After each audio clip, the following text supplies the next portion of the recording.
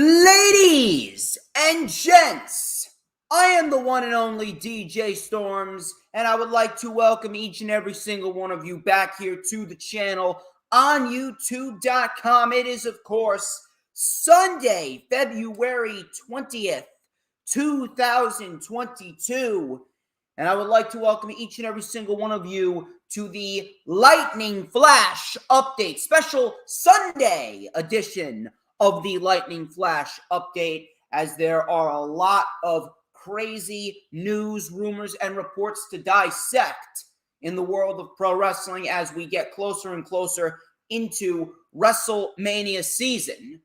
And this is not going to be a reoccurring thing. Obviously, again, I had to make some changes, specifically because of the fact that the Elimination Chamber was being held in Saudi Arabia, and they made the oh-so-fabulous decision to host it on a Saturday at 12 noon, so I had to modify my schedule around the Elimination Chamber. I did the rundown with All Elite Mikey. Shout out to him. Shout out to him with All Elite Mikey. That was on Thursday. I greatly appreciate him. Mikey is good people, and hopefully I will be back once again working with Mikey in the near future. Maybe come on a rundown or a rewind for AEW television, for an AEW pay-per-view or an AEW special event, considering that AEW, we all know that AEW is immensely better than the WWE product. Let's be real here. But shout out to him. I greatly appreciate his assistance in the rundown for the Elimination Chamber. That was last Thursday. Yesterday was the Elimination Chamber pay-per-view from Saudi Arabia. I was supposed to have Frank Jofo on the show. And unfortunately, he was recovering from surgery. And unfortunately, he needed a moment to relax. He needed some time to recover, and he unfortunately could not make it to the show. So I flew solo yesterday for the rewind for WWE Elimination Chamber 2022. So if you guys missed it, please go check that out. The link is, of course, in the description. I dissected everything that took place last night on the WWE Network on Peacock, and we went in depth on the piss-poor booking of everything within the Elimination Chamber pay-per-view, minus a match or two here or there. We talked about how terrible the WWE product is, and WWE once again exposing themselves and showing to everyone that they just continuously push the same fucking people in the same fucking roles, give us the same fucking matches. No one is elevated, and the same 4 to 5 people are overexposed. If you're not Goldberg, Charlotte, Becky, Brock Lesnar, or Roman Reigns, you are pretty much worth dog shit to Vince McMahon and Bruce Pritchard and everyone else. But regardless, we have a lot to get into here on the LFU. No weekly show reviews. I wanted to give myself a break, considering that this month, going into next month, it's certainly going to be a busy month as far as my job goes. So I wanted to tone it down just a little bit. It'll go back to normal next week, as I will be live on Saturday at 1 p.m. for the Lightning Flash Update with the news, rumors, and reports and the weekly show reviews. No weekly show reviews for this week. It's pretty much the same old. Dynamite and Rampage were awesome. NXT was a good show, but I don't really expect them to be consistent, considering that it was a special Vengeance Day event. So it was a good show, but I don't expect them to be a good show next week, although we do have a semi-decent card next week. Monday Night Raw and SmackDown suck dick. I have not gotten a chance to watch NXT UK, specifically because I was doing the rundown with Mr. All Elite Mikey, so unfortunately, I never got a chance to hop on Peacock and watch the show. I'll probably do that after the stream, and then maybe just relax for the night. I'll be going back to work tomorrow. It's billing week, so needless to say, it is going to be absolutely fucking brutal. And yes, Dee, I know, you're the only one here. I guess everyone just became lazy on a Sunday, or everyone is just so fucking tired of the Elimination Chamber. It's ridiculous. Our Psycho Dad Jesse, he just joined. We'll be getting into that. Trust me, we'll be getting into that towards the end of the stream. But once again, thank you to Psycho Dad Jesse and Didi for joining. But unfortunately, that is not enough. I'm going to need some more people in here. But before any of that, if you guys have not already done so, follow me on social media at real_DJ_storms on Twitter. The DJ_storms on Instagram. Add me on Facebook for collaborations and business inquiries. Please send me an email. Of course, my email is stormstakeover@gmail.com. When you like the official DJ Storms business page on Facebook, that is, I may just send you an invite to join the official DJ Storms Posse group on Facebook. All the links are in the description, so please go and check that out if you have not already done so. I seen Peanuts just joined. Thank you, Mr. Peanuts. We got plenty of good stuff to get into. If you have not checked out the rewind for WWE Elimination Chamber, if it was an AEW event, I'd actually be praising it. WWE Elimination Chamber 2022, like I said in the beginning, I flew solo for the rewind. That link is in the description. Go check that out if you have not already done so. We are over 6 minutes into the stream. If you haven't liked the stream, I don't know what the fuck you're doing. You gotta like the stream. It is extremely vital that you do so. Like the stream. Like it. And share it out on all platforms of social media. I know Didi, she already shared it out. I don't know why anyone else hasn't shared it out. Share it out on all platforms of social media. I'm talking about Twitter, Instagram, Facebook, Pinterest, Tumblr, if you still use that shit. And then you got TikTok and Snapchat. Share it out wherever you may be and whatever social media platforms you might use. Please make sure you share it out. Please, please, please, please. Please make sure you subscribe. That's important. That's very important. That's actually very vital. If you are not subscribed to the channel, we got a fucking problem. And I'm going to have a serious sit-down conversation with you. On top of that, please make sure you hit the notifications bell with a huge coup de grace.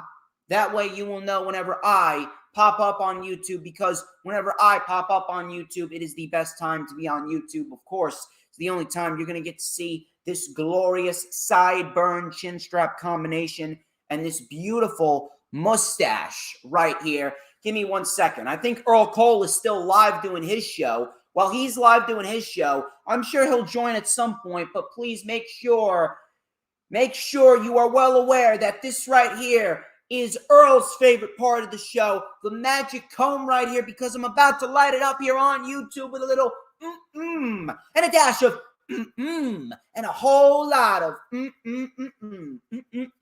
because everybody wants a piece of the Storms Meister. Everybody does, because DJ Storms is an absolute legend among legends. I am the legend of all legends. To answer your question, Jesse, WWE put on a great pay-per-view last October. It was called Crown Jewel. That show was great, and a lot of people praised the show. So yes, I praise WWE when they do good. But the thing is, they haven't done good recently at all. So I shit on them. It's quite simple. It's pretty much as simple as water being wet, grass being green, and my hair being black. Okay? Thank you. Nevertheless, we are going to get straight into the news, rumors, and reports. And I got a lot of shit to rant about, so strap yourselves in. I see Earl Cole just joined. Thank you very much for joining, Mr. Earl Cole. Please make sure you have hit the like button and you're sharing out the stream. We got Adam Carl joining. Now some people are starting to file in. That's what I like to see. I need you to make sure that you're sharing out the stream, all right? All right. Nevertheless, news, rumors, and reports. Let's get right into it. First report here comes from Dave Meltzer. Dave Meltzer on the Wrestling Observer Radio discussed that Sami Zayn versus Johnny Knoxville. Yes, you heard me correctly. Sami Zayn versus Johnny Knoxville is scheduled and planned for the Intercontinental title at WrestleMania.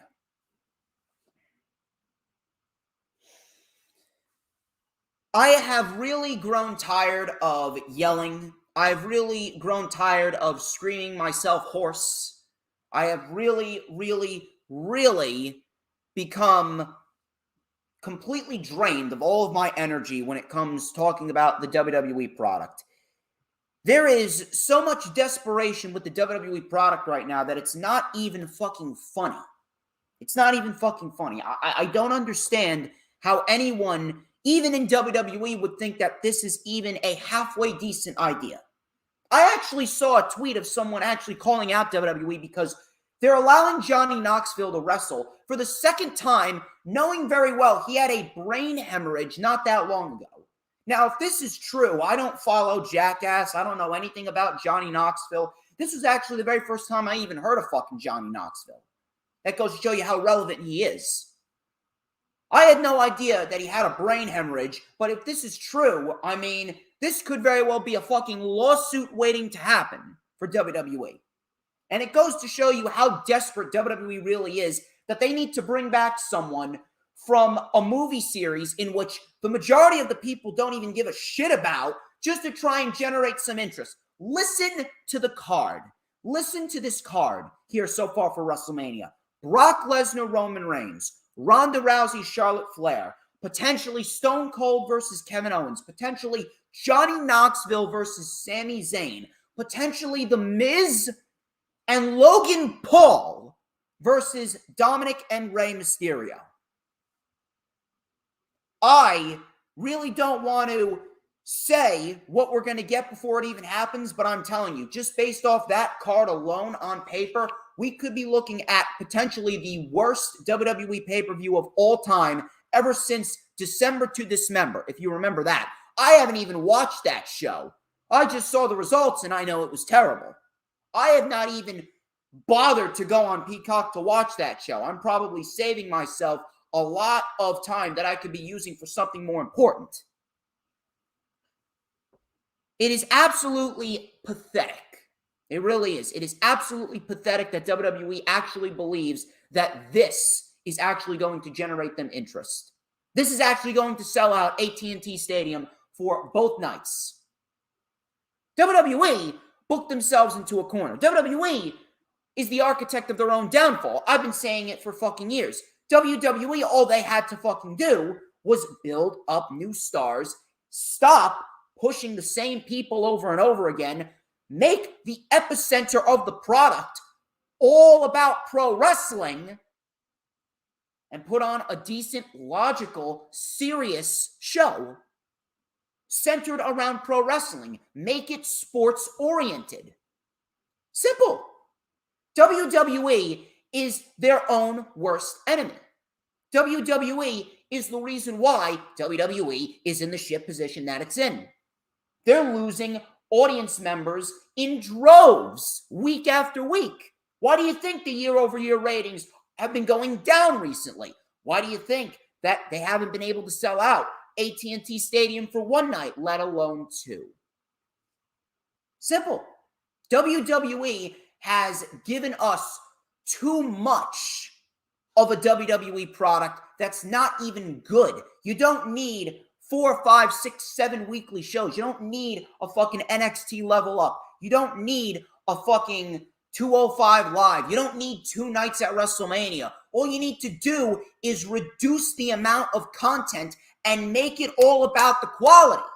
That's what AEW is doing. AEW, a lot of people saying that Rampage should go 2 hours. I don't want Rampage to go 2 hours.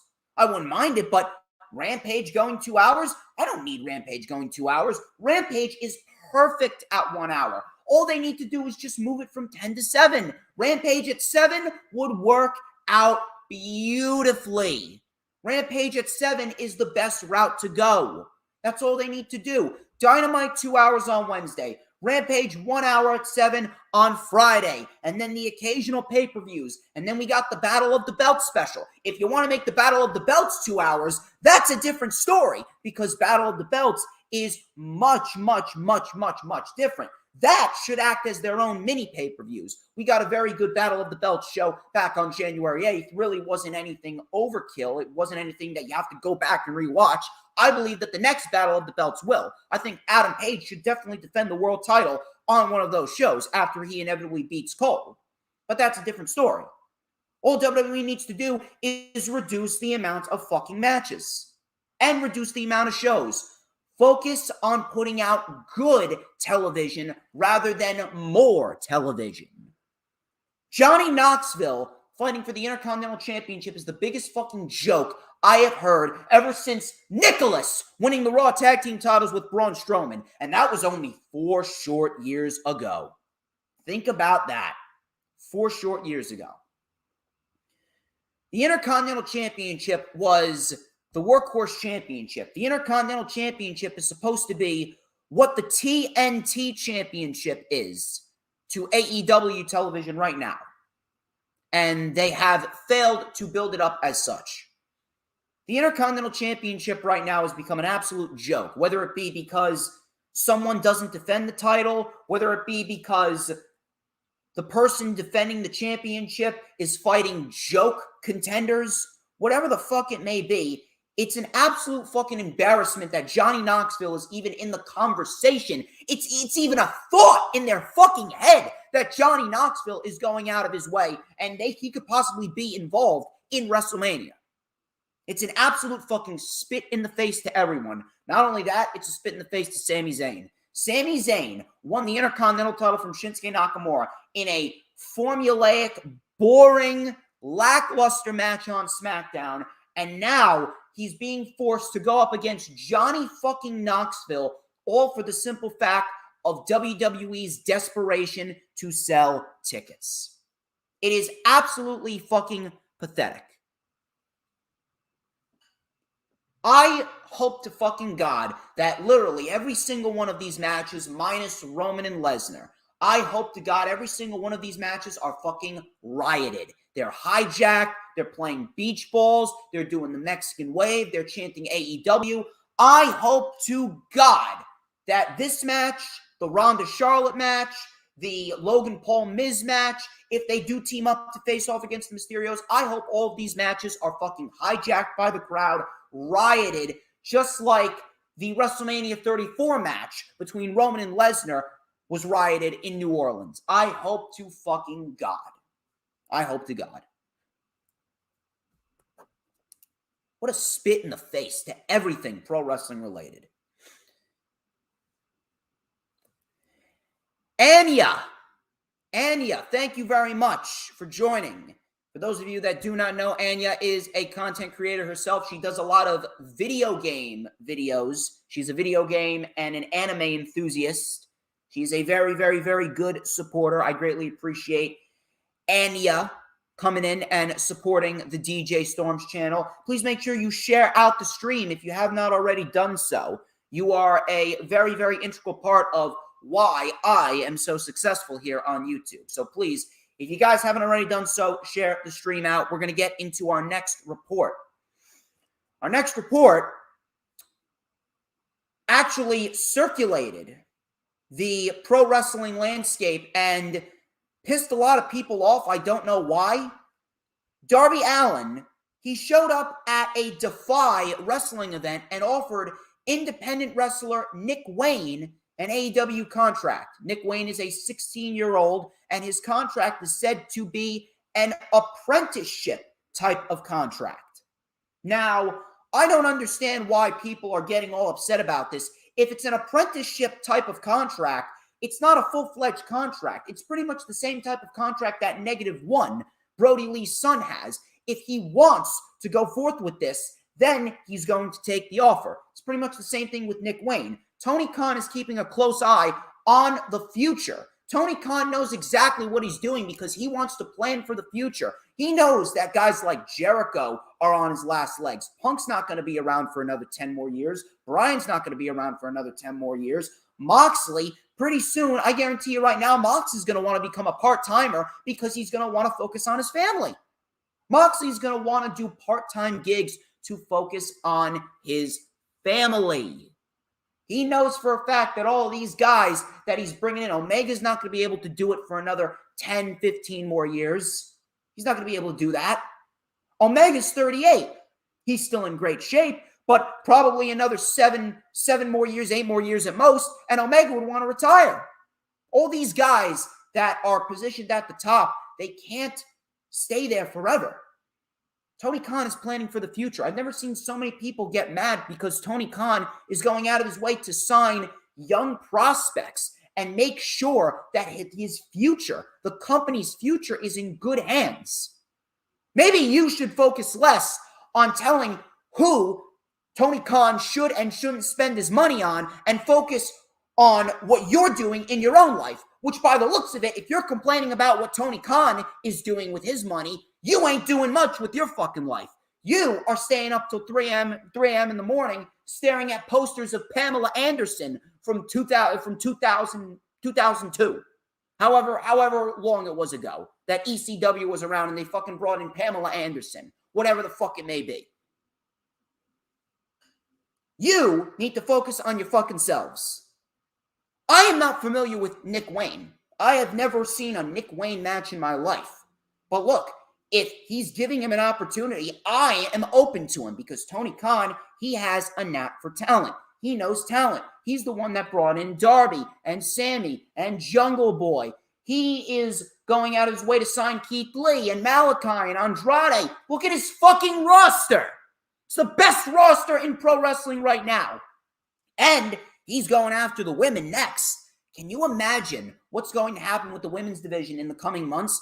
Sean Ross Sapp actually reported that Athena, a.k.a. Ember Moon, is actually in talks with AEW management. Athena's in talks with AEW management. Can you imagine if they get Ember Moon? My personal favorite, Ember Moon. Ember Moon is a fucking beast in the ring. Ember Moon could very well be the next AEW Women's World Champion. If she doesn't win the Owen Hart Cup, if she doesn't take out, maybe she takes out Jade.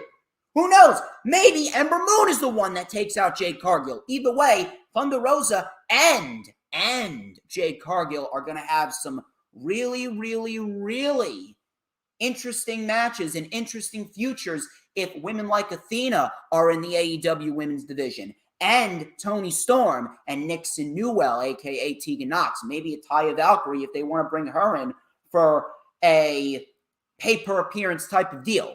Either way, Tony Khan knows what he's fucking doing. So maybe you all should stop worrying about who Tony Khan is spending his money on and focus more on improving your sad, pathetic lives.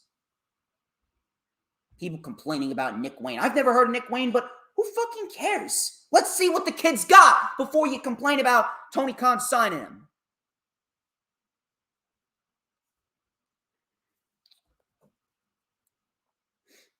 Conan spoke on his Keeping It 100 podcast about Jay White's debut a week and a half ago on Dynamite. I swear to God, it's like when people that no one gives a shit about, when they go on their podcast that no one listens to and no one gives two shits about, it's like they deliberately try and say things just to get a fucking reaction. They say shit just so fans will start talking about them and they give them a fucking reaction. That's how fucking pathetic these people are. Happens with Jim Cornette, happens with Conan, happens with Booker T. It's been happening with every single one of these individuals that just want to shit on AEW just for the simple fact of shitting on AEW. He talks about Jay White's debut a week and a half ago being underwhelming, and then he ripped Tony Khan for over-catering to the hardcore fans. Needless to say, before I even read what Conan said, Conan is a fucking retard. I think he's been sipping too much of the alcohol because I swear to God, Conan looks like a drunk grandpa if I've ever seen one. Conan said, and I quote, "I thought Jay White was underwhelming. And I always think that, I brought this up yesterday to Disco. So right then and there, whatever he says is invalid because he's talking to Disco fucking Inferno. And Disco Inferno, he's the epitome of retardation. Continuing on, he says, I do not think there is anything wrong with catering to your fans because those are your hardcore fans and your sponsor, Goodwill. But I think Tony Khan over-caters to them. Over-caters to the fucking hardcore fans. In what fucking way? You expect Tony Khan not to? There's no such fucking thing as over-catering to the hardcore fans. If you give the fans what they fucking want, the fans will give you what you want. There's no such thing as over-catering to the hardcore fucking fans. What is this fucking guy talking about? How fucking stupid is this guy? Jay White was one of the people that many wanted to see in AEW. I didn't ask for him because, again, I didn't know too much about him. But now that I've seen what he can do, I actually want to see more of him. I'm not fully sold on Jay White, but I want to see what Jay White can do because he actually impressed me during his match with Trent Beretta. What is so hard to understand that catering to hardcore fans are where the money is made. Hardcore fans are where the money is made. Hardcore fans are the people that will willingly spend the money to go out and buy your merch and watch your shows and go to your shows live, front row. They'll spend $500 to $1,000 easily to go and see a Double or Nothing. And when they get to the stadium shows, I am telling you right now, people will be willing to spend $20,000 when AEW starts doing the stadium shows. I'm telling you right now, these people, Conan and Disco Inferno and Booker T, they're just saying shit because they want a reaction. They want people to listen to their show, even though they know that their podcast is jack shit. Even though that they know that their podcast ain't gonna bring them 2 cents worth of fucking income. And the only reason why they have their podcast is because they got nothing left to do in their lives when it comes to the wrestling industry. The hardcore fans are within the 18 to 49 demographic, and AEW has been absolutely crushing it in the 18 to 49 demographic, both on Rampage and Dynamite.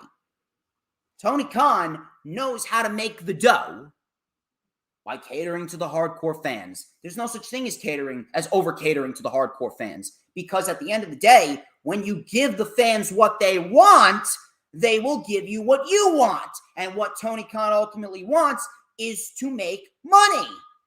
That's one of the reasons that he's doing this. Not just because he loves wrestling, because he does. The end goal here, obviously, besides pushing the correct people and building careers and giving back to the fans, the main purpose for Tony Khan here is to make money. Because without the money, he's not going to be able to provide this entertainment for the fans. And it's a circle that goes round and round. Tony Khan is giving the fans what they want. And if you're going to try and argue with me and say that he's not, I have no problem walking up to your face, and this word will be dropped a lot in this stream. I have no problem walking up to your face and calling you exactly what you are, and that is a fucking retard. Okay? I have no problem doing that. There's absolutely no such thing as over-catering to the hardcore fans. You give the fans what they want, which is great television, great talent, giving them surprises, giving them great moments. They will give you what you want, which is money. Simple as that. Conan is a fucking moron. No wonder why he hasn't been seen on AEW television in almost a year. And he's not with Proud and Powerful anymore. No wonder.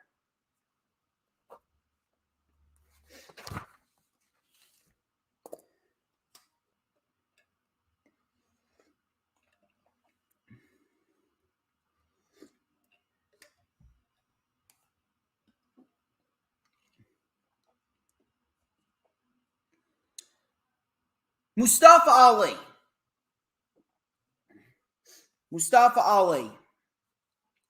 Apparently, WWE is holding Mustafa Ali hostage. Yes, another rant is coming up, just so you know. and I love making everyone look like retards.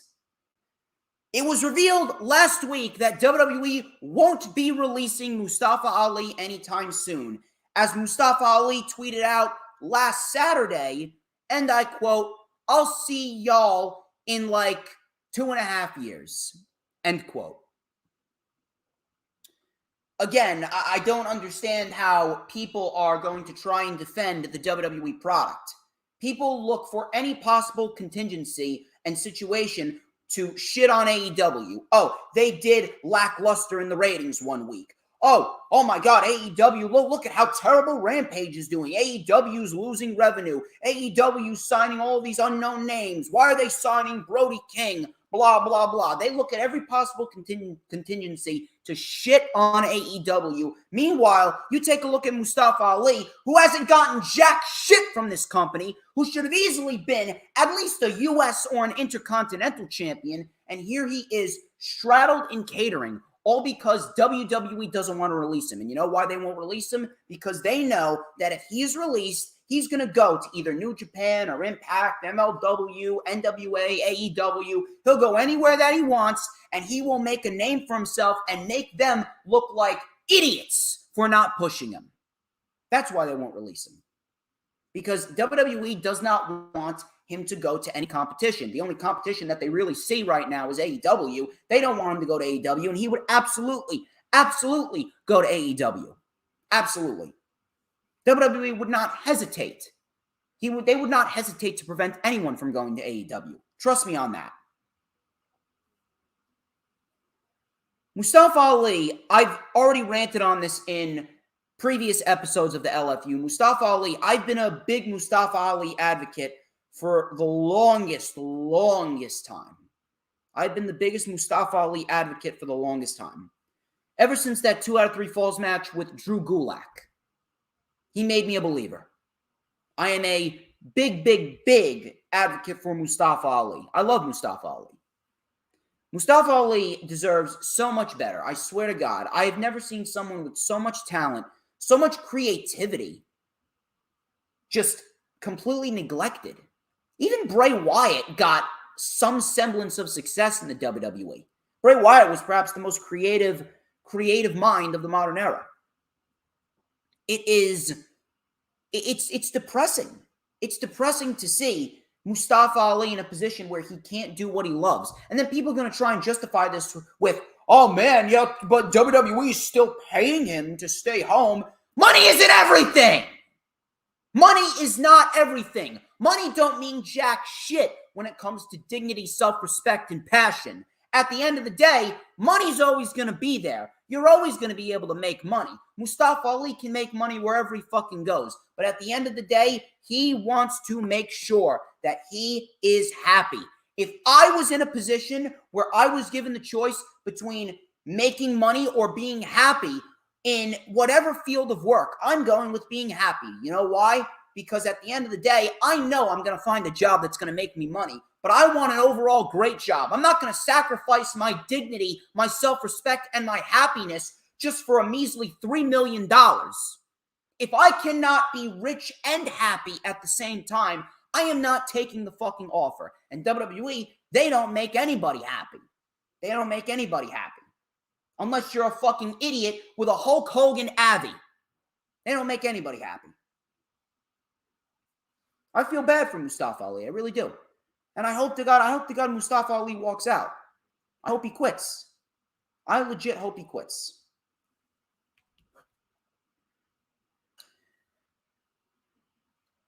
Miro. I got news on Miro. Listen to this. For those of you that have been wondering about Miro lost the TNT Championship to Sammy Guevara back at the end of September last year. He was inserted into the World Title Eliminator match with Orange Cassidy since Jon Moxley actually went out. He went out because he checked himself into an alcoholic rehab program, and now Moxley is back better than ever. Miro was dealing with a hamstring injury at that time. he took some time off. He nursed up the injury, and apparently he is supposedly healthy. He then went into filming a movie. Since then, he's actually finished filming the movie. According to Fightful, Miro is now supposedly healthy and is just waiting for creative. This isn't a bad thing. To be quite honest with you, Miro, he had a great run in his first year thus far. He went undefeated for a solid year. He had a great reign as the TNT champion. He was perhaps one of the best champions that AEW's had as far as the TNT championship so far. It goes Darby Allin and Miro. Those two are the top two TNT champions. And then you could add Mr. Brody Lee in there. I only say that Darby and Miro are better only because they held it longer. I understand it was because of Brody's health, but I am an avid fan of the work of Darby and Miro. But this is not a bad thing. And to be quite honest with you, I don't mind that Miro is waiting for creative right now because I know Tony Khan is thinking about something for Miro. I actually have an idea as to where Miro would go, and I'm pretty sure a lot of people would actually be in favor of this. Adam Page, he's facing Adam Cole at Revolution for the World Championship, which is going to be a 5-star classic, bar none. It's going to be great.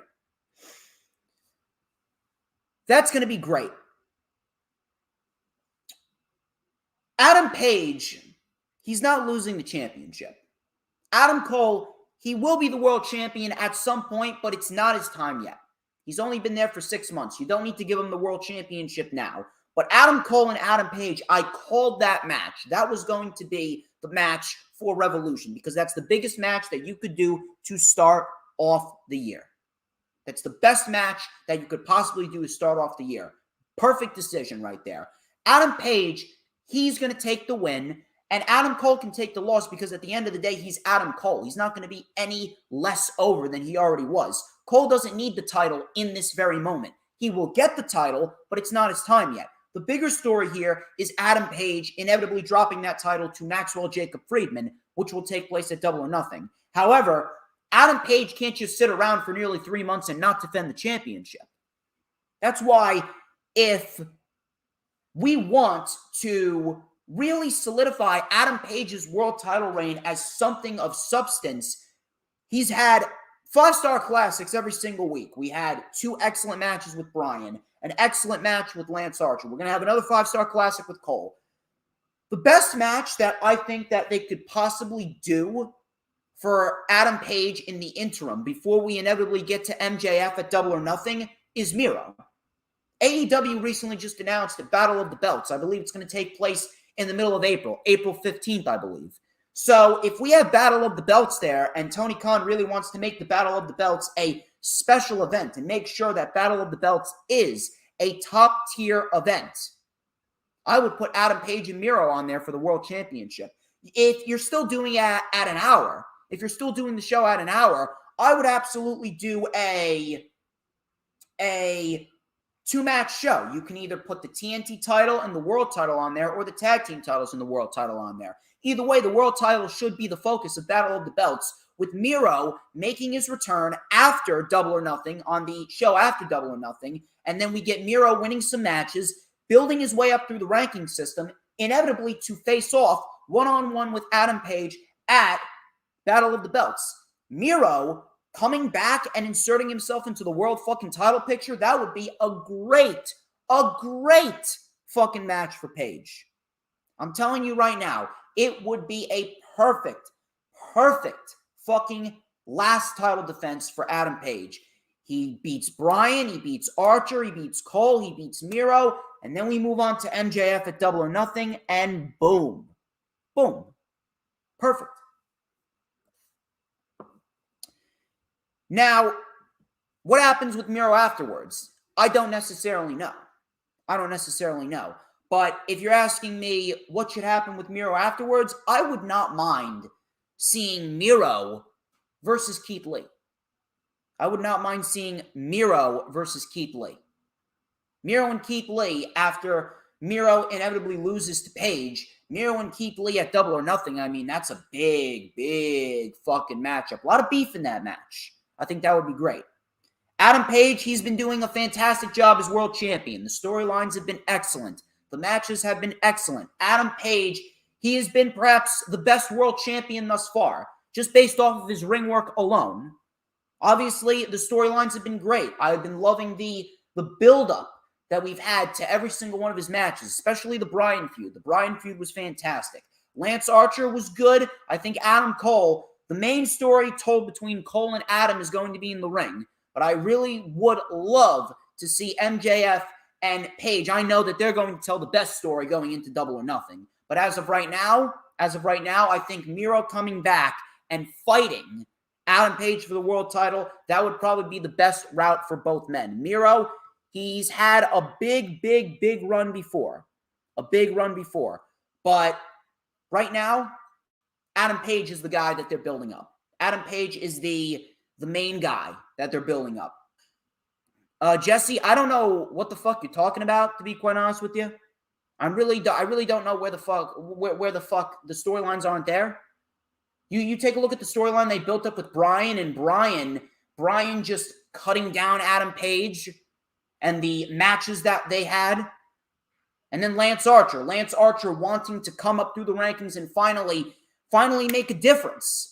That was probably the best that Lance Archer has ever been presented in AEW. What are you talking about? Where are the storylines? What are you talking about? I don't know where you're coming up with that, but you're clearly not watching the same show. Miro and Adam Page, Battle of the Belts in April. That would be a picture-perfect last title defense for Adam Page.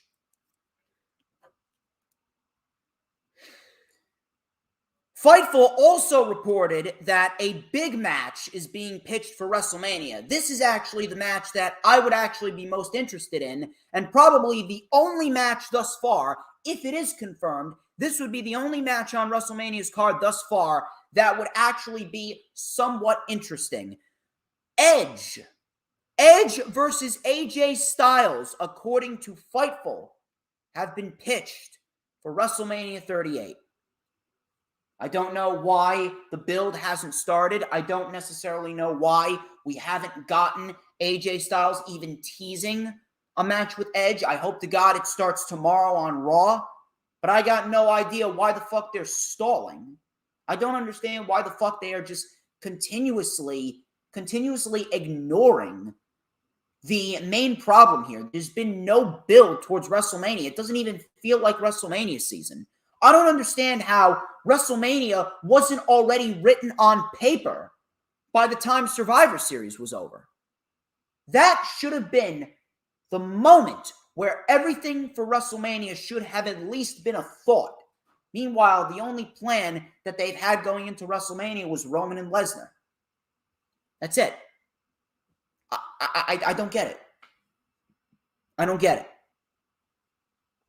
it. It is very, very, very difficult for me and anyone to really care about the WWE product that when we have no storylines being built. People always want to make the excuse that, AEW is nothing but a glorified indie company, nothing but indie moves, nothing but 5-star classes and no characters and no storylines. It is so fucking ignorant for some people to say. People want to call me ignorant. I mean, have you listened to some of the shit that you say? If you want to call me ignorant, I don't get it. Why is it that we have not gotten any build towards any WrestleMania matches outside of Brock Lesnar and Roman Reigns? Edge and AJ Styles, that's a WWE Championship match if I've ever fucking seen one. Now, we are on the verge of it being 6 weeks, less than 6 weeks away from WrestleMania, and we have most of the card being taken up by part-timers and non-wrestlers. And we haven't even gotten one mention, even one tease of a build between Edge and AJ Styles. But that right there is the picture-perfect match for both men. And AJ Styles can get the win.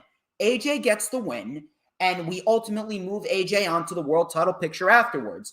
AJ obviously is going to be a factor into the world title picture. He has to. Roman needs to win both titles at WrestleMania and combine the titles and do away with the brand split. Combine the world titles and combine the tag team titles at WrestleMania. You can combine the women's championships at SummerSlam to give them their own spotlight. But world championship versus world championship, Universal WWE, it needs to be merged and the brand split needs to end, especially with all the firings that took place over the last 2 years. End the brand split, have Roman Reigns win both titles, Brock can go away, and then you can bring Brock back for SummerSlam and a potential match with either Lashley or Matt Riddle. Preferably, I would probably pick Lashley just to tie up the loose ends. If you want to do Riddle, you can absolutely do Riddle. Maybe you do Riddle, and then maybe Matt Riddle is positioned to potentially win the Universal Championship down the road. I would not mind that at all.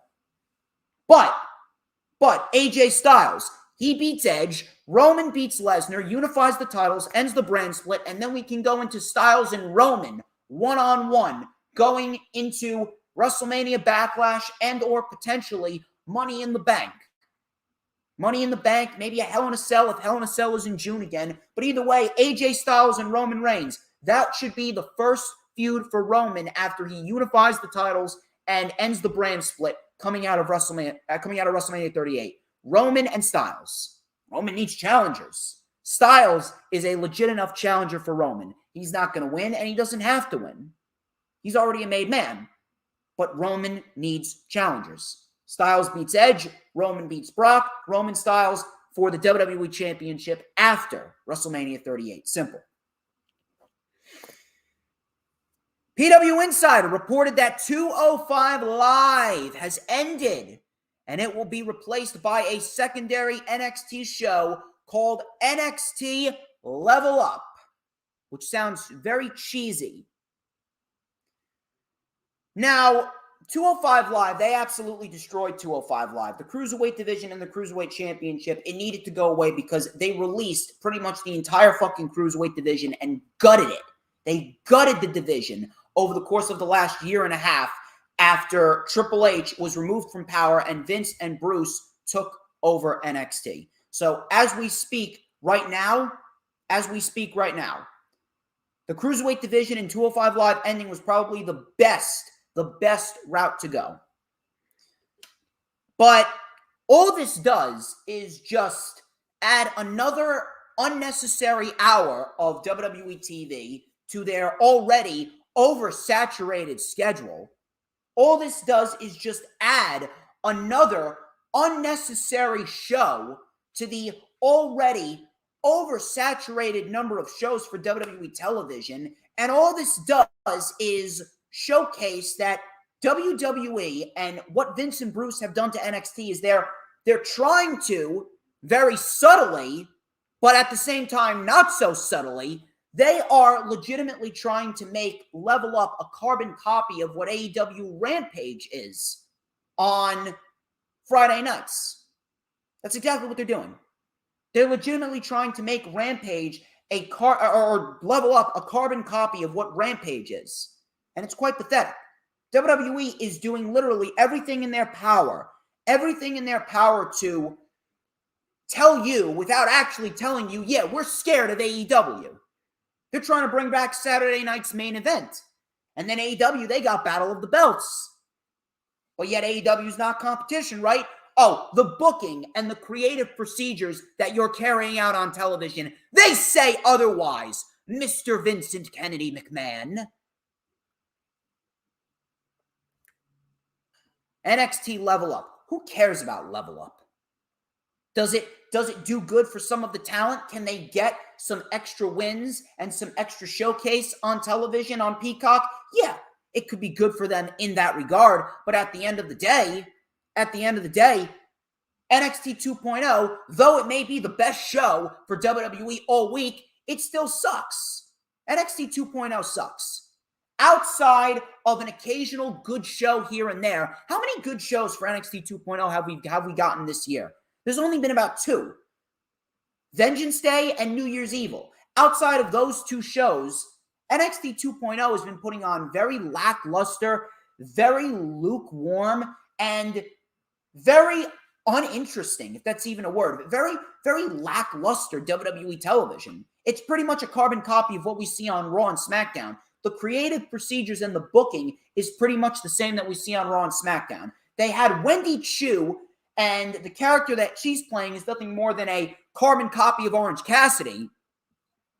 I mean, need I say more? I don't give a shit about Level Up. 205 Live needed to end, but it didn't need to be replaced with another show. Reduce the amount of content that you have and focus on the quality. We don't need main event. We don't need superstars. We don't need Level Up. All we need is 4 shows. Raw, SmackDown, NXT, and NXT UK. I'm okay with NXT UK. I tolerate it, but even that show has fallen off the rails a little bit. And that show, I'm telling you right now, I can sense that Vince and Bruce are just waiting to get their hands on that show. Too much shit content. Too much.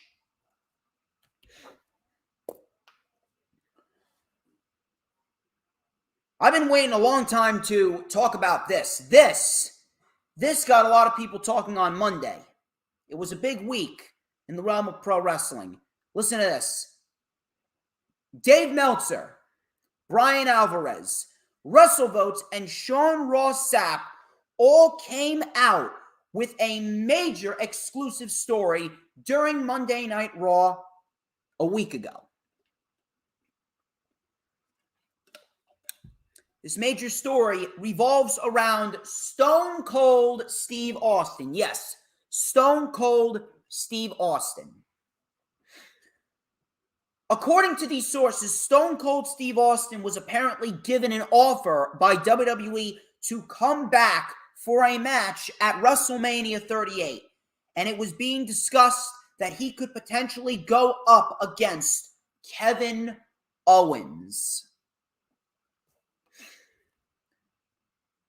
Now, first things first, I'm not going to say that Stone Cold is a terrible pro wrestler. I'm not going to say that he is a detriment to the wrestling world. Stone Cold Steve Austin is amazing. Stone Cold Steve Austin is perhaps the second best character in WWE history, right behind The Undertaker. I would have to say it goes Undertaker, Stone Cold, The Rock, and then Hulk Hogan as the top 4 greatest characters of all time. Stone Cold Steve Austin is amazing. But at the end of the fucking day, this does not have many positives. It maybe has 1 or 2 positives. And even then, those positives come with an it depends type of deal. You know, I actually saw some people, and this is how fucking retarded people are. Some people were actually trying to compare this. They were trying to compare this, Stone Cold potentially coming back, to Sting in AEW. I've never seen such moronic statements in my entire life. They're legit trying to compare Stone Cold to Sting, as if they are even one and the same. I'm about to make every one of those individuals, and if you're one of these individuals, I hope you're fucking watching, because I love making individuals like you look like retards. Has anyone ever stopped to think why Sting was brought into AEW? It's not about 2 men who are in their late 50s, early 60s wrestling. It's not about 2 men who are up there in age just wrestling. It's about why they are wrestling. It's about why they are on television and why they were brought back. Why was Sting signed by Tony Khan? Why is Sting a semi-prominent figure on AEW television? Why? For ratings? No. For merch sales? No. Tony Khan doesn't need fucking Sting to do merch sales. He doesn't need Sting to generate bucks. He's doing that with all the young guys. Does he need Sting to win the World fucking Championship? Does he need to make Sting a prominent figure on television? Does he need Sting for buzz? Fuck no! Why is Sting back? And Jesse proved that he might be the smartest fucking man in the community right behind me. Exactly what I was going to say. Jesse said to get Darby over. Simple. Sting was brought in to help elevate Darby Allin. Sting was brought in to help bring Darby Allin up into the stratosphere of superstardom. Sting is wrestling how many times a year? 4 times a year? What fucking damage is he doing? Sting was brought in because Tony Khan saw something in Darby Allin, and he paired Darby Allin with Sting so that way Sting can transfer some of his star power to Darby Allin so that way Darby Allin will be as over as Sting was back in the day. And on top of that, Sting hasn't taken up a spot away from any prominent young talent. Look at their champions. Look at all of their champions. All young prospects. All young, vibrant, hungry talent. Look at how many stars AEW has created.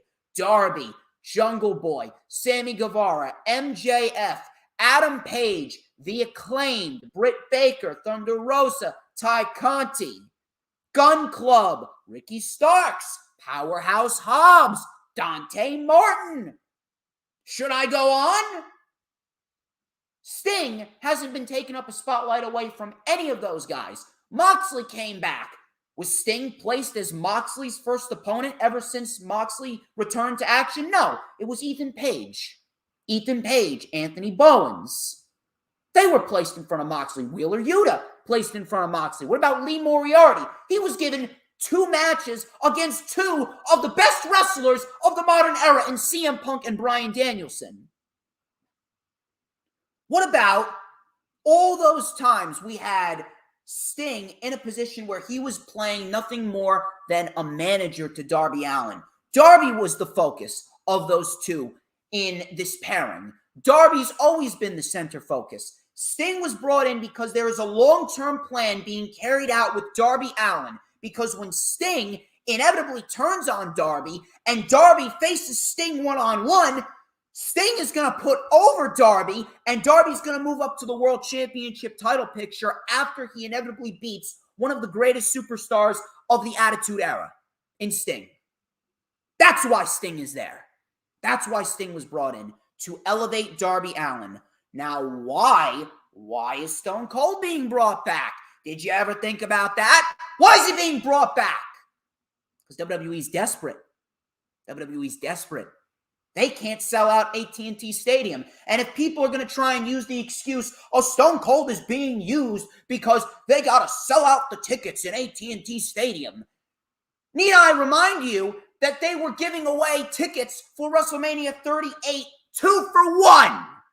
So how much of a draw, how big of an impact is Stone Cold really going to have? Meanwhile, you take a look at AEW. They sold out over 20,000 tickets at the United Center on a prayer in the name of the Father, Son, Holy Spirit, amen, that CM Punk was going to show up back in August, and he did. You honestly think that Stone Cold's going to have a big impact? No. You know why? It's because people are not interested in seeing just one guy anymore. People want an overall great show. We want something new. We want something fresh. We don't want people to be pushed down the ladder for someone who has already had his or her moment. Stone Cold is being brought in to take up a spot away from a Cedric Alexander, a Shelton Benjamin, a Liv Morgan, a Naomi, a Rhea Ripley, Cesaro, Ricochet, Sheamus, Ridge Holland, Mansoor, Mustafa Ali. But you're okay with that. You're okay with WWE bringing in Stone Cold to take up a spot away from those guys. Meanwhile, WWE hasn't created any new stars in the last God knows how many years. Outside of the Shield and the Horsewomen, the only star that comes to my mind that they created was Drew McIntyre.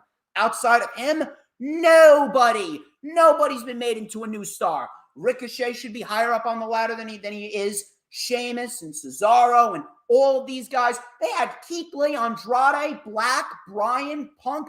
All of those individuals worked in WWE, and they could have been at the top of the fucking card for years to come, and they didn't do it. WWE is bringing back Stone Cold Steve Austin for nothing more than desperation, because they got to pop a rating and they got to sell out AT&T Stadium on both nights, and they won't. They already started giving away tickets 2 for 1. They're going to start giving away tickets 3 for 1 sooner rather than later. And let's say this. Let's say Stone Cold does come back and he faces Kevin Owens. Let's say, hypothetically speaking, Kevin Owens beats Stone Cold Steve Austin. He beats him with the stunner. Great for Kevin Owens, right? What happens after that? What happens after that? Is Kevin Owens going to be elevated to that next level? Is Kevin Owens going to be fighting for the world title within the next 6 months after beating Stone Cold Steve Austin? I don't trust him. Do you? There's no reason why we should. Guarantee you right now, if Kevin Owens and Stone Cold Steve Austin takes place and Owens beats Stone Cold, guarantee you right now, after that match, Kevin Owens is going to go right back to undercard purgatory doing the Kevin Owens show every single week on Raw. What's the point of even bringing Stone Cold Steve Austin in and having him put over Kevin Owens if you're not going to elevate Owens? And if Stone Cold comes back after saying no, especially after he walked out, after they wanted to put over Brock Lesnar with Stone Cold Steve Austin, and he said, no, I'm not doing that unless you plan on elevating him. Never happened. So if Stone Cold Steve Austin is going to come back just to put over Owens and they're not going to elevate Owens, I would actually lose a lot of respect for Stone Cold. Stop reaching for straws. Stop looking for excuses to justify shit television. Stop looking for excuses to defend garbage. Stone Cold and Sting, not even remotely the same. Not even remotely the same. Sting is being used to elevate Darby while Tony Khan has created new stars around Sting. WWE is bringing back Stone Cold because of desperation that they haven't sold out any tickets. Meanwhile, they continue to neglect creating any new stars on their end. Stone Cold coming back is a terrible fucking idea. And if you are in support of it, once again, I have no problem walking right up to your face, looking you dead in the eyes, and saying, and I quote, you are a fucking retard. Plain and simple.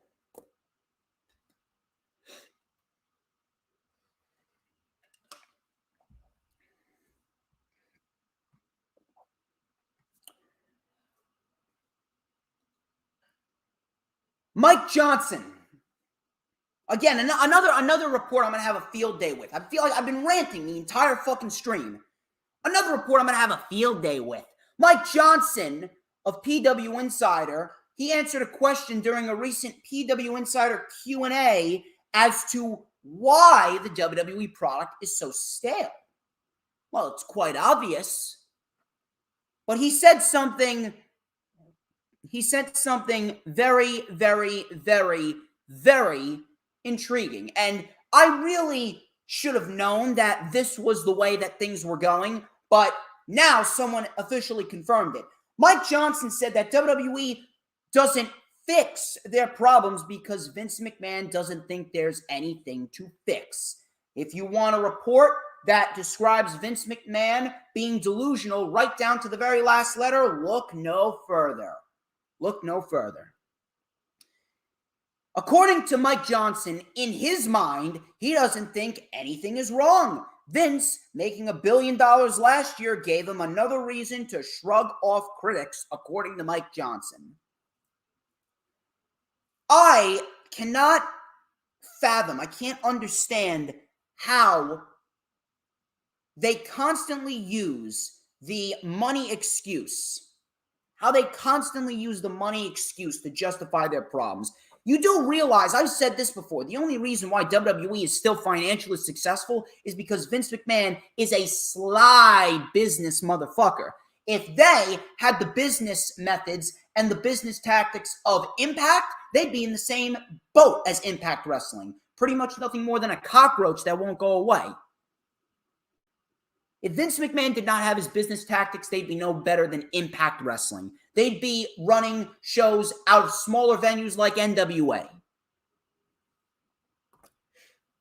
Nothing to fix. Really? I mean, I could go on and on for the next 6 hours as to what is wrong with the WWE product. I could go on and on and on as to what is wrong with the WWE product. And you already know what I'm going to say, but I'm not even going to waste my time as far as that goes. I'll just cut it down to a few minutes because we got the Cody storyline to talk about next and the whole Cody situation that's going on in the world of pro wrestling. I don't know what the fuck's going on there, but we're going to discuss all possible factors and we're going to talk about all the possible outcomes there. But as far as this report goes, I mean, all you need to do is watch the fucking show. Nobody's over, minus the same 4 people. Everyone outside of Roman Lesnar, Charlotte, and Becky are underutilized. Those 4 individuals are actually overutilized, and we're all fucking sick of them. We want to see more of guys like Owens and Rollins and Styles and Theory and Cedric Alexander and Mansoor, Mustafa Ali, Ricochet, Cesaro, and they're not giving it to us. And when they do give it to us, they either give it to us and shove it down our throats to a point where we're sick of it, or they give it to us and then they completely neglect said individual. Like how they gave the Intercontinental title and the SmackDown Tag Team titles and the US title to Shinsuke Nakamura, and then they neglected him and booked him like complete shit. Completely neglected him. I cannot even begin to tell you how much I swear to God, I just wish a riot would form outside of Stamford, Connecticut. I cannot tell you how many times I've wished that a riot would form outside of Stamford, Connecticut. I don't care by who. I don't care what causes it. Something needs to happen. Something needs to happen because even if we don't watch, it doesn't matter. It doesn't matter whether or not we watch the show or not because Vince is so fucking slick and so fucking smart when it comes to business, he'll find a way to shit out $1 billion right then and there if the ratings dip below 1 million for Monday Night Raw.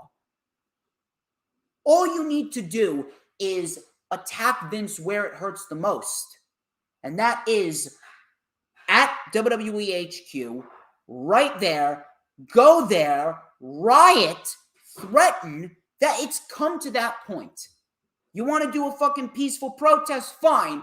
As long as no one's getting injured, I don't care. Riot your heart away. Something needs to happen. Because right now, I've said it once, I'll say it again, the WWE is never going to get any better. This company will never get any better. Not with this being the mentality of the man in charge. The WWE product is never going to get better. I have given up on the WWE product. I don't give a shit, and I just fucking wish something would happen. I don't give a shit what would happen. I wish management would switch. I wish the company would be sold and Vince McMahon would be fired. I wish it went out of fucking bit. I wish something would happen. I cannot stand this anymore. And again, I say it all the time. The only reason why I still watch it is because of you. If you guys did not find enjoyment in me screaming away and ranting and raving until I'm blue in the face every single week, if you guys didn't find that entertaining, you know what? I would not be doing this. I wouldn't even be watching WWE. An absolute fucking joke.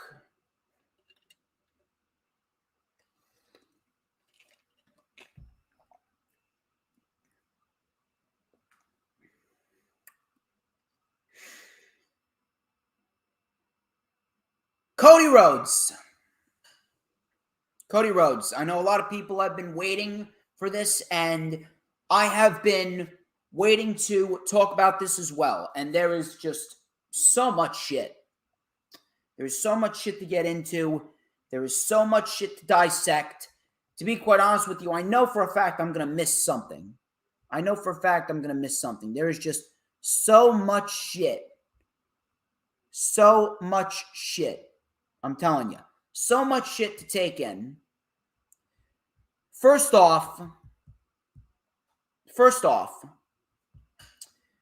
on Tuesday morning, it was announced that Cody Rhodes and his wife Brandy, legitimately, this came out of nowhere. I was at work, and I was just sitting in there, typing away, making accounts, doing some pricing, doing some invoicing, and I was just sitting there.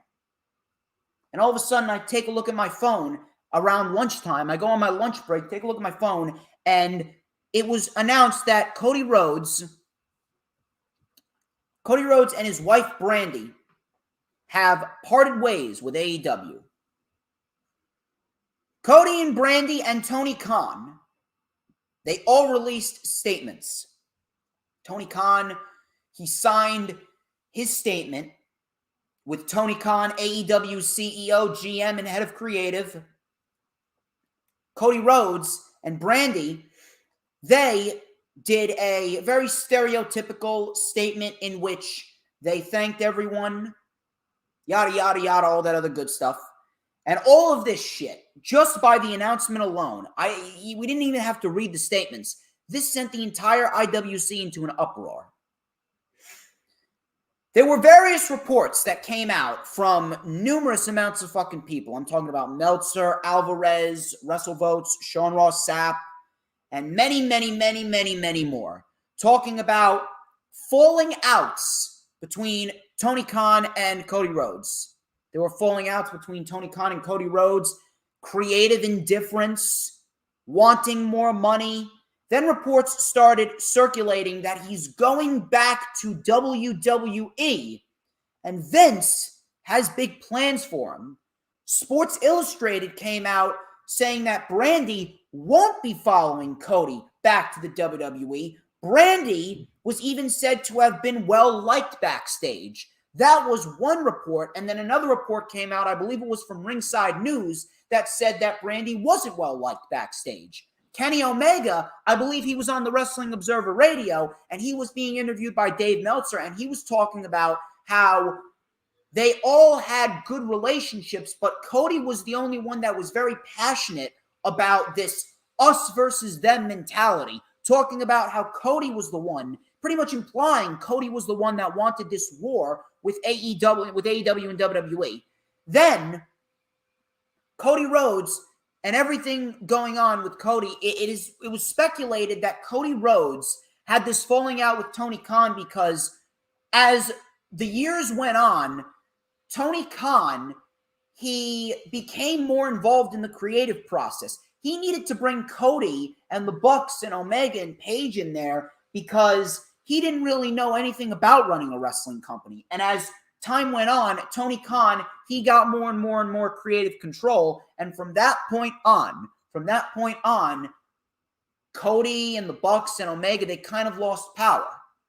They lost power, but the others weren't really affected by it. Cody was. And I have a feeling this all revolves around Cody just having a massive fucking ego. And listen, I understand that because I have a massive ego. I got the biggest fucking ego on the planet. My ego is as big as the Grand Canyon. But as far as Cody goes, there's nothing wrong with having an ego and feeling that you deserve credit and respect. But at the end of it all, you need to know when to put your ego aside for the greater good of business.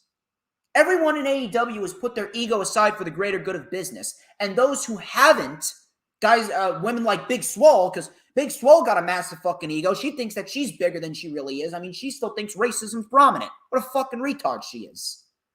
Tony Khan let her go. That and the fact that Big Swole just did not measure up in terms of in-ring talent. But an ego is not needed. There's nothing wrong with talking to Tony Khan and voicing your opinion to Tony Khan. There's nothing wrong with making sure that your voice is heard with Tony Khan. The only reason why people have not succeeded in AEW is either because of an ego problem, wrong place, wrong time, or some sort of outside factor, a problem that they had with Tony Khan. Big Swole didn't succeed because she just didn't measure up to par. Brian Cage, he hasn't really gotten that big of an opportunity only because of the fact that his wife, Melissa Santos, got him in shit. Lance Archer didn't succeed, and he hasn't really been at the top of the card because he was just a victim of wrong place, wrong time. These things are outside factors, but Tony Khan, he has a knack for talent. He knows what talent is, and he goes out and signs the right people. Tony Khan knows what he's doing as far as that goes. Now, Cody, there was a report that Cody actually asked for $3 million. This was CM Punk type money. I don't know where Cody Rhodes is getting this from, but Cody, listen, I love you, and a lot of people love you, but in no way, shape, or form is Cody Rhodes on the level of a CM Punk or a Bryan Danielson or a Chris Jericho. He's great, but he's not on that level. I'm sorry. He's not. Bryan, Jericho, and Punk, they are all worth more individually than Cody. There's nothing wrong with asking for more money. I got no issue with that. What I do have an issue with is Cody thinking that this is a do-or-die situation where he needs this money or else he is pretty much done for.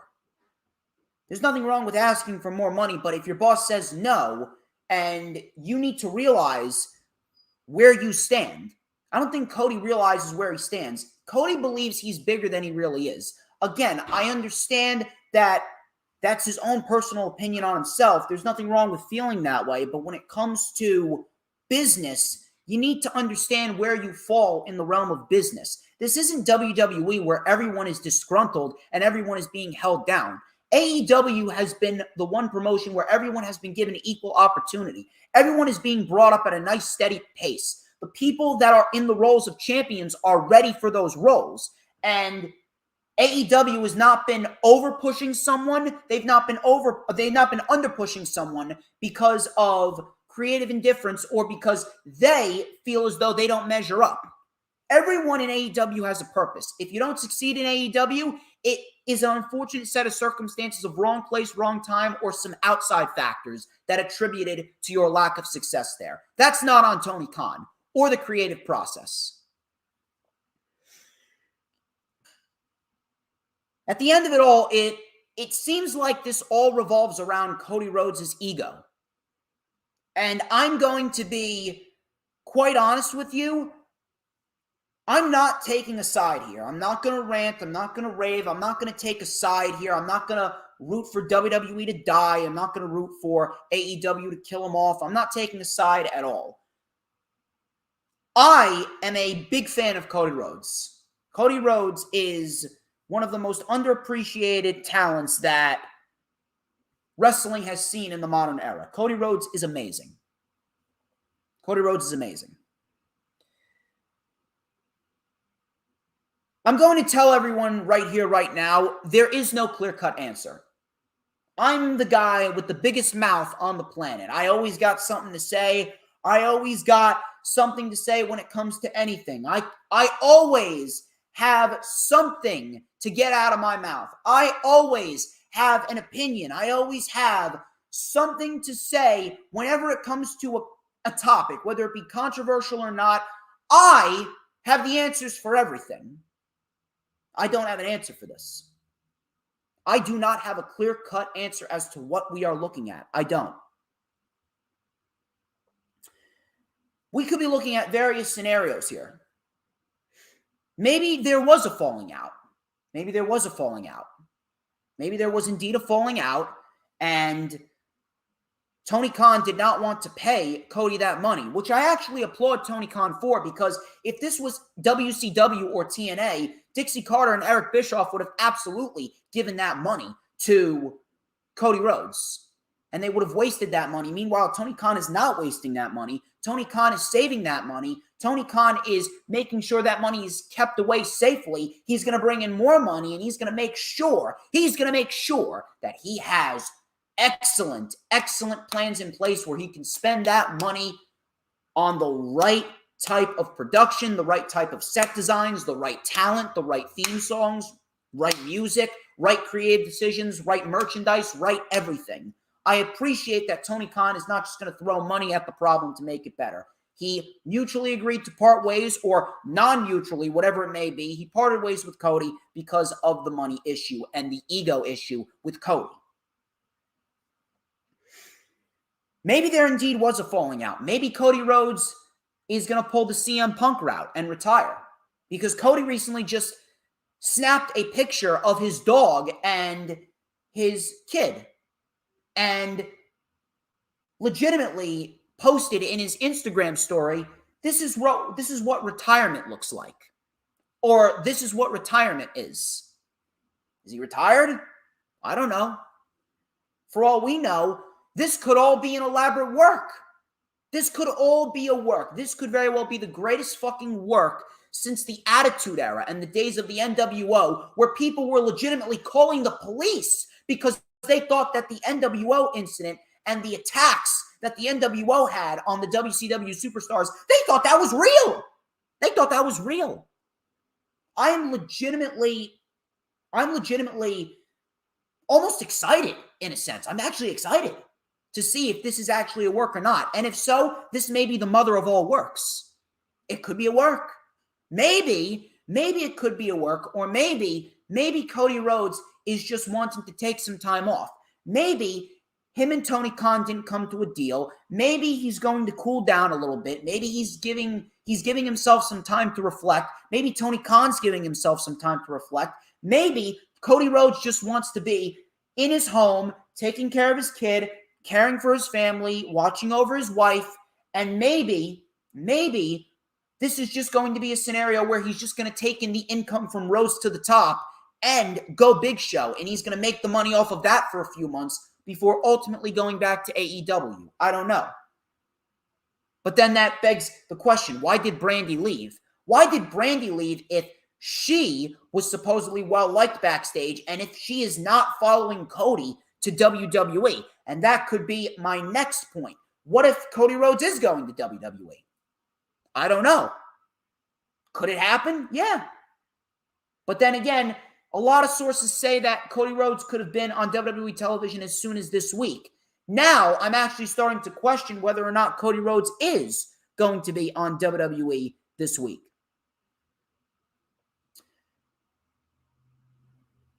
Cody, going back to WWE,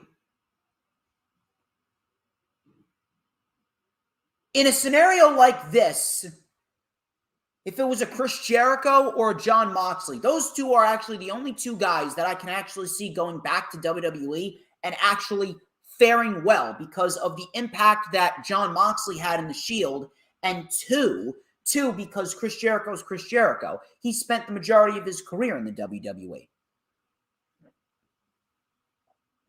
But what it ultimately comes down to is Cody wanting more power. And it doesn't really make any sense if Cody wants more power and he wants creative freedom. He wants more creative freedom in WWE than AEW. Meanwhile, in WWE, that's the one place where no one outside of Roman, Lesnar, Orton, Charlotte, and Becky have creative freedom. So I don't know what the fuck he's thinking. Maybe he's going to use this as leverage. Maybe he knows that he's going to have this leverage of himself being the first major guy to cross over from AEW into WWE. And he's going to use this leverage to manipulate the system. And he's going to say, I want this. And if you don't give this to me, I'm not signing. Vince McMahon could easily say no, because at the end of the day, Vince McMahon, yeah, he's going to sign you to money, but he's going to manipulate you and make sure that he has all the creative control. He doesn't want anyone else to have the creative control. He wants the pen and paper, and he does not want anyone to get over on their time. He wants you to get over because of him. He wants to take the credit. It's all about me. So you have one enormous ego clashing with perhaps the biggest ego on the face of the planet. It's a battle of egos at that point. And it's not going to end well for anyone. And if Cody Rhodes just decides to sign the contract without even thinking about his creative freedom, he just wants to make the big bucks and he wants to make all that big money, at the end of the day, that could very well be the death of Cody Rhodes' career. Because as soon as Cody Rhodes is brought back into the WWE, they'll treat him well for a few weeks, but ultimately they will put him right back in the same spot he was in before they left, or he left. An undercard, mid-card scrub. That's all Cody Rhodes is worth to them. Unless I see Cody Rhodes versus Roman Reigns at SummerSlam for the Universal title with Cody winning the title, I'm not going to sit here and say Cody Rhodes going to WWE is a great decision because I know what is to come. We've seen this day in and day out when someone comes in from the independent scene going into WWE. They would mistreat Omega. They would mistreat Jay White, they would mistreat MJF, they would mistreat Wardlow. The only reason why WWE wants to get a big star from AEW is just so they can wave it in everyone's face for a few weeks and say, ha, ha, ha, ha, look, we got one of your guys. Looks like the grass really isn't greener on the other side. Blah, blah, blah, blah, blah. That's the only reason why they would want to get Cody Rhodes. The only reason why AEW released Cody, not released Cody Rhodes. They mutually parted ways. They didn't come to a deal on the contract was because of Cody Rhodes' ego. Now Cody Rhodes is going back to the same place in which he was disgruntled from before with a massive ego, clashing with the biggest ego on the planet. You really think that's going to end well? And even if they do ink the deal, you honestly think that WWE is going to give Cody Rhodes what he wants? WWE doesn't give a shit. They'll gladly give Cody Rhodes. They'll say, yeah, we'll give you what you want. He signs the contract, and then they bring him in, and then they go back on their word. Cody Rhodes walks out. WWE wouldn't care. WWE wouldn't care. That would just add fuel to the fire. Oh, look, Cody Rhodes walked out again. I guess Cody Rhodes, what is he going to do? Come crying back to Tony Khan? That's just going to add fuel to the fire. It is absolutely mind-boggling to me. It almost makes my head hurt. It almost makes my head hurt that we could potentially be seeing all of this, and not because I don't like Cody Rhodes. This could absolutely be a great thing for WWE if they allow it to be. This could be a great thing for WWE if they play their cards right, which I know they won't. This could very well be a game-changing signing. This could very well be something that turns the tides for WWE. But at the same point in time, it can't just be one person. You can't just treat Cody Rhodes well. You need to treat everyone well in that company. And I know that they won't. But Cody Rhodes, you're not Cody Rhodes, people. No one's going to be a Cody Rhodes. Cody Rhodes is one amongst himself. He's not as big as Punk, Jericho, and Bryan, but at the end of the day, Cody Rhodes is a big name. You think that they're actually going to treat someone like a Cedric Alexander or a Cesaro or a Ricochet like they're going to treat Cody Rhodes? Should that be the case? Of course not. Of course not. If WWE wanted to, they would bring Cody Rhodes in, they would give him the world, they would give him the creative freedom, they would show him what he needs to do and who he's going to work with. Maybe we see Cody Rhodes out there feuding with Roman or feuding with Drew or feuding with Bobby Lashley when he comes back, a Rollins, a Styles, a Matt Riddle, an Orton. We see all this shit, and we see Cody Rhodes break the fourth wall, and we see Cody Rhodes cut these cutthroat promos, and he shoots right from the hip. That right there will bring a sense of not only legitimacy to WWE television, but bring a sense of intrigue to WWE television. Will they do that? I don't think they will. To be quite honest with you, I am fearful of Cody Rhodes going to WWE because I know what they're going to do to him. And please don't tell me that they're not. Vince McMahon is salivating at the mouth to bring a superstar like a Cody Rhodes in there for one reason or another, because he either wants to embarrass him for leaving and starting a new company and pretty much going to war with the machine and raging against the machine, or he wants to bring in someone like a Cody Rhodes to just shove in AEW's face, hey, we got one of yours. You've been getting all of ours. We got one of yours. Blah, blah, blah, blah, blah. There's just so many factors and so many things that have been circulating in my head regarding this one scenario. Again, it makes my head hurt. There is no clear-cut answer. I have no idea what the future holds as far as this entire scenario goes. And to be quite honest with you, that's probably the most intriguing thing about WWE television. And Cody isn't even signed, sealed, and delivered. Sean Ross Sapp even came out saying that Cody Rhodes isn't even signed, sealed, and delivered. I have absolutely no idea what's going to happen. The only thing that I am going to say here, I really do. I really hope that Cody Rhodes knows what he's doing. I really, really, really do hope that Cody Rhodes knows what he's doing if he is going to the WWE. I hope to God he has a plan. I hope to God he has a plan to, in a sense, cheat the system. Because Cody Rhodes right now, if there is anything that we've learned, it's that unless you are a failed sports athlete or a college athlete coming out of whatever fucking university in football or baseball or hockey, lacrosse, track, if you are anyone like that, ultimately you are probably going to succeed because you got the Vince McMahon touch. You got Vince McMahon's hands all over you. But if you're someone from the independent scene, Vince McMahon will not hesitate to embarrass you and bury you and just get you the fuck out of there. I have absolutely no idea what to expect. I don't. I have no idea what to expect. I have no idea what they're going to do. I have absolutely no idea if this is going to be a reality. Could it be? Yes. Something tells me that it is a work, but at the same point in time, it's not. There's a lot of factors that point towards it not being a work. Meanwhile, you take a look at Brandy leaving and not going to WWE with Cody. Why wouldn't she go to WWE with Cody? Is she just going to be the wife and she's going to stay at home? I don't know. I don't know. It's very confusing. What's going to happen with Rhodes to the top and go Big Show? It's very, very, very confusing. It is very, very mind-boggling to me. I don't have a clear-cut answer.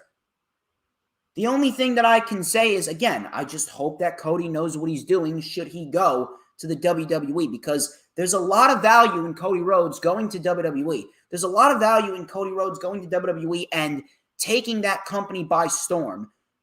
Cody Rhodes could be the difference maker that WWE has needed. Cody Rhodes could be the game changer that WWE has needed for the longest time. Will it happen? I don't know.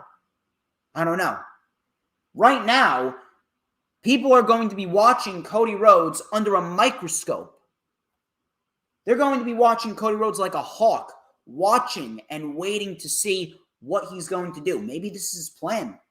Maybe he wants to get people intrigued. Maybe he wants to keep people guessing. Maybe he wants to draw people in. And then when the opportunity presents itself, then maybe he'll sign with WWE. Or maybe he goes back to AEW. Maybe this is a work. I do not know. I don't. Right now, it's all a wait-and-see type of deal. This is probably the most intriguing thing. Maybe in the entire wrestling world. And we got AEW about to put on perhaps the greatest pay-per-view of the fucking year with Revolution. I don't know what's going to happen, but one thing's for sure is that a lot of people, including myself, we're going to be keeping a very, very, very, very close eye on it. I'm actually very, very intrigued, and I have a feeling that many of you are too. I've been waiting a while to get my thoughts out on that. Those are my thoughts on Cody Rhodes potentially joining WWE after he departs from AEW, and all the other news, all the other reports, all the other happenings in this week in pro wrestling. We got a great LFU coming to you next Saturday. Well, actually this Saturday, technically, because Sunday starts the week. We got plenty of things going on this WrestleMania season. I would like to thank each and every single one of you for tuning in. Thank you, DJ Sums, Jesse, Dee Dee, Danielle, Wolf. Thank you, Peanuts. Thank you, Adam, Carl. Thank you all for joining. I greatly appreciate you. Please do not forget to like, comment, and subscribe. Check out all the links in the description. Check out the rewind for WWE Elimination Chamber 2022 if you missed it. That was from yesterday. Please set your calendar dates for next Saturday, because next Saturday we will be live again, once again, with the Lightning Flash update at your normally scheduled time at 1 p.m. Eastern Time, talking about the latest news and rumors in wrestling and talking about all weekly shows going down next week. I greatly appreciate each and every single one of you. Thank you all for stopping by. My name's DJ Storms. This has been the Lightning Flash Update, and I will catch you guys later this week on Twitter, tweeting away, talking about pro wrestling and pissing off the general public. And you know why? Who runs the community? Who but DJ Motherfucking Storms? Peace.